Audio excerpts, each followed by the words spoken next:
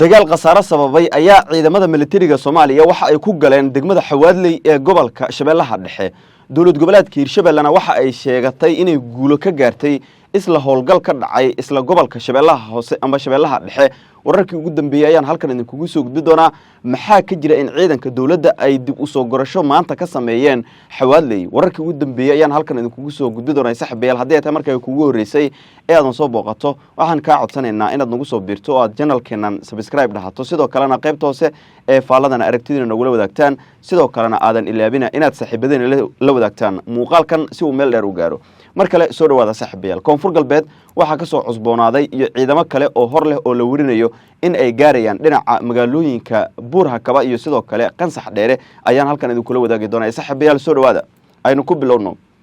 degmada Xawaadley oo kamid ah degmooyinka istiraatiijiga ah ee gobolka Shabeellaha Dhexe dowlad goboleedka Hirshabeelle oo in muddo ah ay gacanta ku hayeen kooxda Al-Shabaab ayaa la wariyay in ugu dambeyn ay gudaha u galeen militariga Soomaaliya. warar iyo xogo kala duwan oo soo baxaya ayaa sheegaya in ciidanka dawladdu inta aysan degmadaasi gelin maalmo ay wadeen abaabul xoogan oo ay gudaha ama badaafaha magaalada ay ka wadeen kuwaas oo si toos ah la doonayay in gacanta loogu wareejiyo ama gacanta loogu soo geliyo militariga Soomaaliya inkastoo aysan ilaa iyo hadda jirin war rasmi ah oo ku aadan khasaaraha ka dhashay duqeymo iyo howlgallo isdaba joog ah oo halkaasi ka dhacay. haddana waxaa la xaqiijiyay in maanta markii salaada duhur la gelayay ay gacan ku haynta degmadaasi la wareegeen militariga Soomaaliya.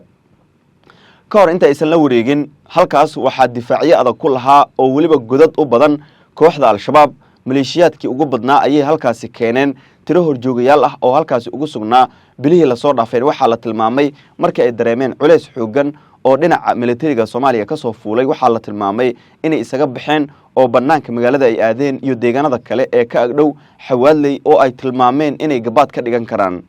marka ay baxeen horjoogayaashaas oo dagaalamayaal kale oo tirabeel ah la keenay gudaha degmada dhinaca saaxiibada cirka ka caawiya dowladda federaalka Soomaaliya ayaa la tilmaamay inay xogo sirdoon oo rasmi ah ka heleen gudaha degmadaasi Xawaadley. ugu dambeynna dadkii shacabka ahaa qaybtood ayaa looga digay inay halkaasi ku sii sugnaadaan maadaama ay dhici karto duqeymo dhinaca cirka ah oo aan kala sooc lahayn maadaama kooxdu ay bilaabeen in guriyihii shacabka ay lahaayeen dhexdooda ay ka qotaan godad iyo gabaadyo ay doonayeen inay xilligaasi kaga gabaadaan militariga Soomaaliya ee awoodda ku socday. waxaa la tilmaamay in ciidan gaar ah oo waliba bangaraf ah ay u daateen subaxnimadii hore ee saaka gudaha degmadaasi Xawaadley ee gobolka Shabeellaha Dhexe. laakiin duqeymihii dhacay waxaa la tilmaamay in lagu burburiyay saldhigyo iyo xarumo ay kooxdu sameysteen si ay kaga hortagaan howlgalka militari ee Xawaadley ku wajahnaa. taas waxa ay dhalisay in gudaha loo galo degmada iyadoo oo waliba ciidan amaba urur ka tirsan kuwa booliis iyo militaro ee ka baxay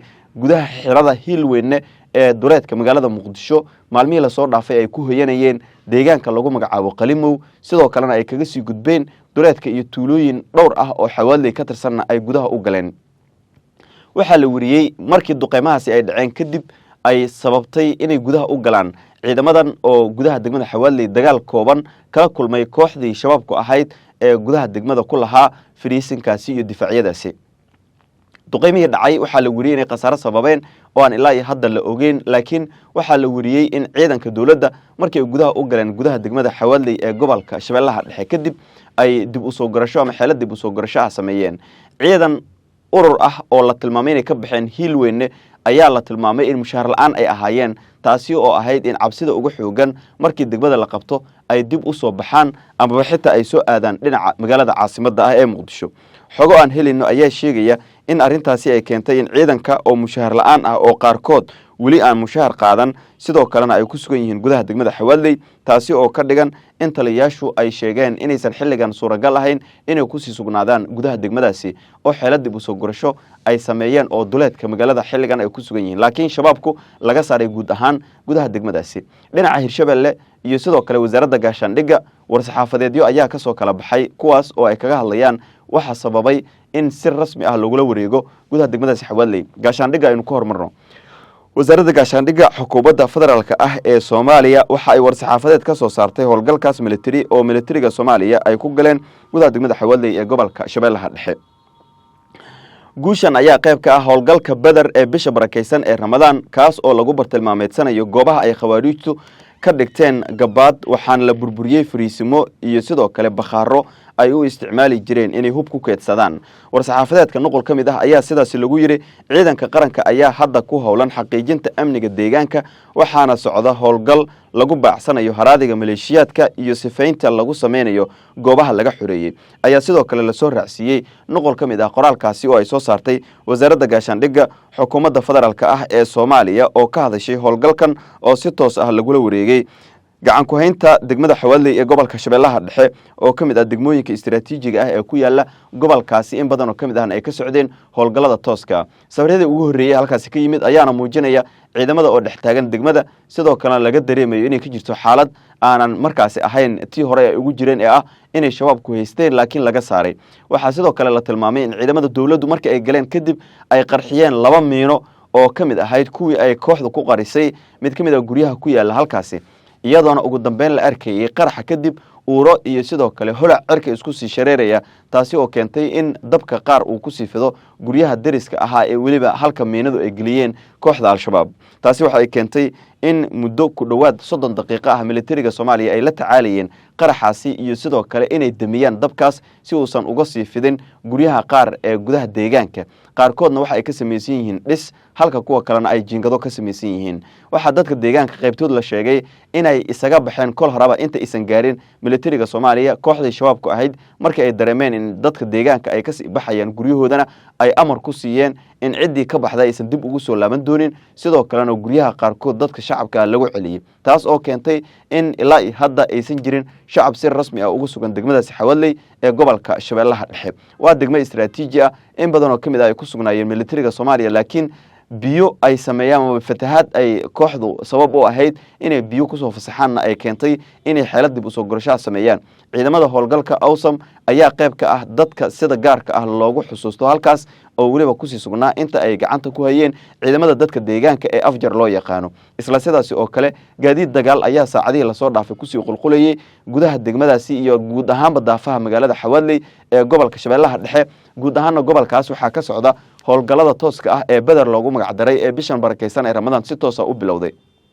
kuwaas oo kol hore wasaaradda gaashaandhiggu ay ka soo saartay amarro kala duwan ee ah in ciidanku ay gudaha u sii galaan meelaha muhiimka ah ee waliba lagu toonsan inay ku sugan yihiin kooxda al-shabaab. marka laga tago Xawaadley kaliya ma ahan deegaanada ay shabaabku haysteen waxaa jira dhowr deegaan oo gobolka ka tirsan oo hadda ay socdaan dhaqdhaqaaq ciidan oo aad u xoogan oo la doonayo in gudaha loogu galo. ciidamadii halkaas ku sugnaa qaybtood ayaa la wariyay inay banaanka magaalada joogaan oo iyagana ay u diyaar garoobayaan howlgallo kale inkastoo aanan la ogeyn ciidamadan mushaar la'aanta ah ilaa hadda howlgalka inay sii wadi doonaan iyo in kale inkastoo saaka saraakiisha qaarkood oo aynu xiriiro kala duwan la sameynay khadka telefoonka aynu ku haleeli weynay haddana ay jiraan tuhun ah in ciidanku mar kasta laga yaabo inay godood sameeyaan oo ay dib kaga soo laabtaan furimaha dagaalka iyo dagaalkan tooska ah ee Xawaadley saaka lagula wareegay iyo deegaano kale oo la filayo in saacadaha soo socda si rasmi ah militariga Soomaaliya ay ula wareegaan. marka laga soo tago Xawaadley waxaa jira deegaano kale oo dhowr ah oo hoos taga Jowhar iyo meelo kale oo iyagana ay ka socdaan dhaqdhaqaaq ciidan oo aad u xoogan sida war-saxaafadeed ka soo baxay ciidamada ama wasaaradda amniga gudaha ee dowlad goboleedka Hirshabelle saacadihii la soo dhaafay lagu sheegay. gudaana saaxiibayaal intaas ay jeclaan ku hakiyo xogtaasi Xawaadley iyo dagaalada tooska ah ee Shabeellaha Dhexe ka suganna amaba ka socdana barnaamijyada wararkeena dambe ayaan idinku soo gudbin doonaa. haddii aad la dhamaadka nala soo gaartay nagu soo biir channelkeena subscribe dhaho share iyo commentigana qaybta hoose ee faaladana nagula wadaag aragtidiina sidoo kalena saaxiibadana la sii wadaaga meel dheer nala gaarsiiyo muuqaalkan. mahadsanidin.